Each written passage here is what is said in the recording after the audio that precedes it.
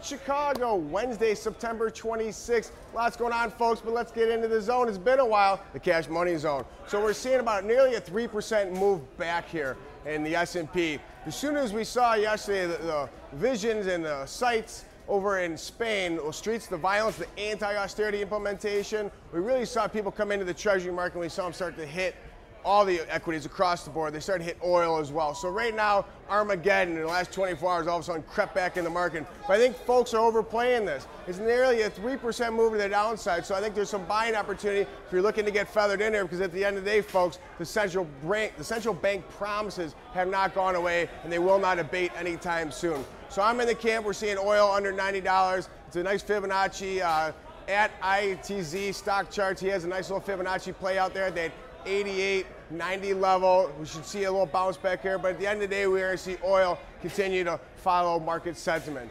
In the grains, we're seeing, who's that? Hold on a second. Look who just walked in. Speaking of grains. How you doing? Wolfman, what's going on, brother? Oh, it's been a while. Take us through the grains, please.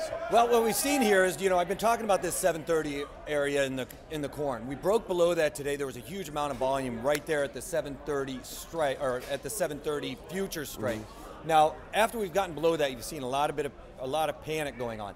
But we've seen balls in the past week, 2 weeks, really come off on the options. Right now in March, we're starting to see that vol start to pick back up again, which could be an indication that we're at a bottom. Also, the funds started covering, and a lot of the smart money, the producers and stuff like that, are in the market buying at these levels. So I think that you're going to see a lot of support here. Like I said, the March vol yesterday was 25.5. Today it's 27. But they are hitting commodities, right? I mean, we saw yes, gold, they are we've hitting seen commodities. silver, Absolutely. we're seeing everything getting crushed today. Absolutely. And sometimes, folks, you see when they hit gold, it's not necessarily that gold's going away, it's just the fact they need cash. There's margin calls. Sure. You're seeing the S&P come down. So I think there's a lot of volatility. When you saw, a week ago in the VIX, just last Friday, the VIX was under 14. Nice spike above 17 today. So I think we should see some volatility, folks. What do you think? Well, you see the VIX starting to spike. That means people are coming in, taking care of some puts. So the put to call ratio is starting to spike up. That's what's going to indicate that. So if people are starting to get fearful and you start seeing that VIX start to tick up,